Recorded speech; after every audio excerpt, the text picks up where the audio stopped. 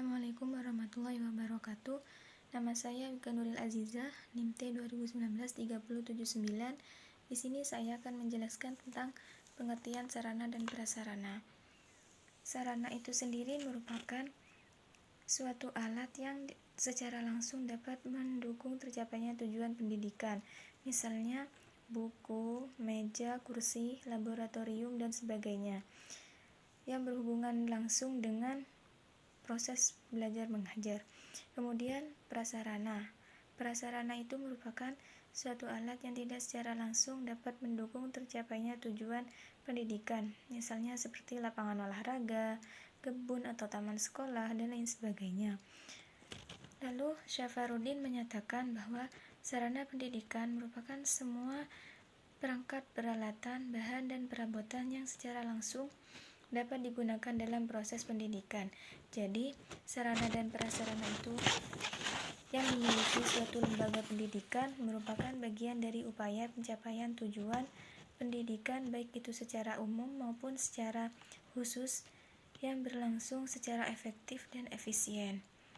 Yang dimaksud manajemen sarana dan prasarana itu merupakan suatu kegiatan yang mengatur untuk mempersiapkan segala peralatan atau material bagi terselenggaranya proses pendidikan di sekolah. Kemudian sarana tempat ibadah. Arti dari tempat ibadah di sini merupakan sarana keagamaan yang penting bagi pemeluk agama di suatu tempat. Tempat ibadah itu di sekolah selain berfungsi sebagai tempat peribadahan, juga dapat berfungsi sebagai tempat pembinaan keagamaan, sehingga peserta didik dapat memperoleh ilmu agama yang kuat dan terarah, sehingga nantinya kehidupan spiritualnya menjadi lebih baik. Biasanya tempat ibadah di sekolah itu berukuran 12 meter persegi dan juga dilengkapi berbagai jenis perabot, misalnya lemari, rak, jam dinding, sajadah, karpet, sound system, dan lain sebagainya, dan juga disesuaikan dengan kebutuhan musola tersebut. Mungkin itu saja yang dapat saya sampaikan, kurang lebihnya mohon maaf. Wassalamualaikum. Saya Sofia ini NIM T 2019-3059. Di sini saya akan menjelaskan manajemen sarana tempat beribadah, yaitu masjid. Bagaimana sih cara memanajemen tempat beribadah? Yang pertama, kita harus merencanakan kegiatan masjid di sekolah. Kita harus merencanakan beberapa kegiatan yang harus dilaksanakan dalam masjid sekolah. Adapun dalam kita merencanakan, kita harus memperhatikan 4 hal. Yang pertama, kita harus merumuskan tujuan. Kita harus merumuskan terlebih dahulu tujuan kegiatan masjid sekolah yang ingin dicapai. Apa sih tujuan yang ingin dicapai? Terus kemudian yang kedua yaitu memilih program kegiatan. Program apa yang cocok untuk memajukan kegiatan di masjid sekolah. Terus kemudian setelah itu mengembangkan alternatif yang ada. Setelah kita memilih program, perlu kita kembangkan dalam pelaksanaan program tersebut. Terus kemudian yang keempat yaitu mempersiapkan dan mengkomunikasikan program kegiatan masjid. Setelah semua program-program yang kita pilih, kita harus mempersiapkan dengan matang sehingga dapat terlaksana dengan lancar. Terus kemudian bagian yang kedua yaitu kita harus mengorganisasikan kegiatan masjid di sekolah. Jadi mengorganisasikan ini artinya yaitu mengelompokkan kegiatan masjid sekolah yang diperlukan. Mengorganisasikan kegiatan masjid sekolah ini dapat dirumuskan sebagai keseluruhan kegiatan manajemen dalam mengelompokkan orang-orang serta penetapan fungsi-fungsi pemenang. Jadi pengorganisasian ini kita menetapkan orang-orang siapa saja yang terlibat dalam rencana-rencana tersebut dan mereka memiliki wewenang apa sih. Ini masuk dalam pengorganisasian kegiatan masjid. Ada 3 hal yang harus diperhatikan dalam pengorganisasian kegiatan masjid. Yang pertama yaitu menyediakan berbagai fasilitas perlengkapan masjid sekolah dalam tenaga kerja yang diperlukan. Jadi kita harus menyediakan tenaga kerja yang diperlukan dalam mencapai tujuan pengorganisasian tersebut. Kemudian yang kedua, kita harus membentuk struktur. Setelah tersedia tenaga kerja, kemudian harus dibentuk strukturnya sedemikian rupa. Terus kemudian yang ketiga yaitu mengadakan pendidikan atau pelatihan agar program-program yang telah dilaksanakan dapat tercapai dengan lancar. Itu harus perlu diadakannya pendidikan atau pelatihan. Terus kemudian bagian yang ketiga yaitu melaksanakan kegiatan masjid di sekolah. Setelah semua kegiatan yang dirancang sedemikian rupa dan sudah tersusun pengorganisasian, kemudian kita melaksanakan kegiatan yang sudah direncanakan sebelumnya. Dalam melaksanakan kegiatan ini ada beberapa hal yang perlu diperhatikan. Yang pertama yaitu kita harus melakukan kerjasama antar anggota unit organisasi, atau bisa dengan ekstrakurikuler OSIS, dengan apapun itu di sekolah, agar program tersebut terjalan dengan lancar. Terus kemudian yang kedua harus menjalin komunikasi yang baik, yang juga efektif. Terus kemudian yang ketiga yaitu mendorong peserta didik untuk berperan aktif. Nah, peserta didik itu harus terlibat dalam kegiatan-kegiatan tersebut, harus aktif di dalam kegiatan yang sudah direncanakan.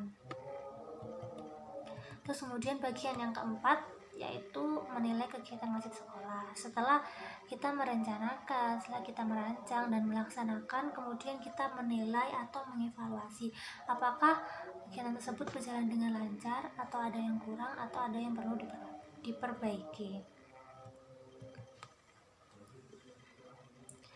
Ada 5 yang dilakukan dalam penilaian kegiatan masjid. Yang pertama yaitu menentukan tujuan penilaian. Apa sih tujuan penilaiannya?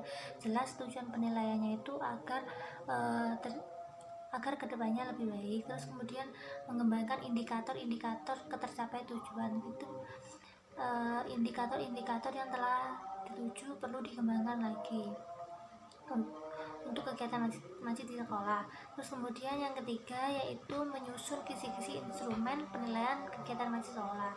Terus kemudian yang keempat yaitu menentukan bentuk instrumen apa dalam kegiatan penilaian masjid di sekolah. Terus kemudian yang kelima yaitu menggunakan instrumen penilaian kegiatan masjid sekolah. Sekian dari saya, kurang lebihnya mohon maaf. Wabillahi taufiq wal hidayah. Wassalamualaikum warahmatullahi wabarakatuh. Setelah tersedia tenaga kerja, kemudian harus dibentuk strukturnya sedemikian rupa. Terus kemudian yang ketiga yaitu mengadakan pendidikan atau pelatihan agar program-program yang telah dilaksanakan dapat tercapai dengan lancar. Itu harus perlu diadakannya pendidikan atau pelatihan. Terus kemudian bagian yang ketiga yaitu melaksanakan kegiatan masjid di sekolah. Setelah semua kegiatan yang dirancang sedemikian rupa dan sudah tersusun pengorganisasian, kemudian kita melaksanakan kegiatan yang sudah direncanakan sebelumnya. Dalam melaksanakan kegiatan ini ada beberapa hal yang perlu diperhatikan. Yang pertama yaitu kita harus melakukan kerjasama antar anggota unit organisasi, atau bisa dengan ekstrakurikuler OSIS, dengan apapun itu di sekolah, agar program tersebut terjalan dengan lancar. Terus kemudian yang kedua harus menjalin komunikasi yang baik, yang juga efektif. Terus kemudian yang ketiga yaitu mendorong peserta didik untuk berperan aktif. Nah, peserta didik itu harus terlibat dalam kegiatan-kegiatan tersebut, harus aktif di dalam kegiatan yang sudah direncanakan. Terus kemudian bagian yang keempat yaitu menilai kegiatan masjid sekolah. Setelah kita merencanakan, setelah kita merancang dan melaksanakan, kemudian kita menilai atau mengevaluasi apakah kegiatan tersebut berjalan dengan lancar, atau ada yang kurang, atau ada yang perlu diperbaiki. Ada 5 yang dilakukan dalam penilaian kegiatan masjid. Yang pertama yaitu menentukan tujuan penilaian. Apa sih tujuan penilaiannya? Jelas tujuan penilaiannya itu agar kedepannya lebih baik. Terus kemudian mengembangkan indikator-indikator ketercapai tujuan itu. Indikator-indikator yang telah dituju perlu dikembangkan lagi untuk kegiatan masjid di sekolah. Terus kemudian yang ketiga yaitu menyusun kisi-kisi instrumen penilaian kegiatan masjid sekolah. Terus kemudian yang keempat yaitu menentukan bentuk instrumen apa dalam kegiatan penilaian masjid di sekolah. Terus kemudian yang kelima yaitu menggunakan instrumen penilaian kegiatan masjid sekolah. Sekian dari saya, kurang lebihnya mohon maaf. Bismillahirrahmanirrahim. Saya Emma Farida, NIM T 2019-3069. Di sini saya akan menjelaskan tentang fungsi tempat ibadah di sekolah. Sudah banyak kita ketahui bahwasanya tak jarang sekolah-sekolah sekarang sudah menyediakan atau memfasilitasi siswanya dengan tempat ibadah. Fungsinya yang pertama yaitu sebagai tempat ibadah. Tak jarang kita menemukan sekolah yang mewajibkan siswanya untuk sholat duha berjamaah, seperti itu. Terus yang fungsi yang kedua yaitu sebagai lembaga pendidikan. Biasanya kalau sebagai lembaga pendidikan ini seperti TPQ gitu, sekolah madrasah gitu, ngaji kitab, pondok Ramadan, itu biasanya akan dilaksanakan di musola gitu ya. Yang ketiga yaitu sebagai lembaga sosial. Sebagai lembaga sosial biasanya kalau di masjid-masjid itu bayar zakat seperti itu. Terus misal sosialisasi tas seperti itu.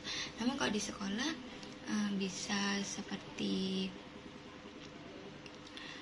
Maulid Nabi, terus kajian-kajian, habis itu sosialisasi, entah itu sosialisasi guru internal atau dari luar atau eksternal, seperti selayang pandang atau kajian-kajian dari ustadz-ustadz seperti itu.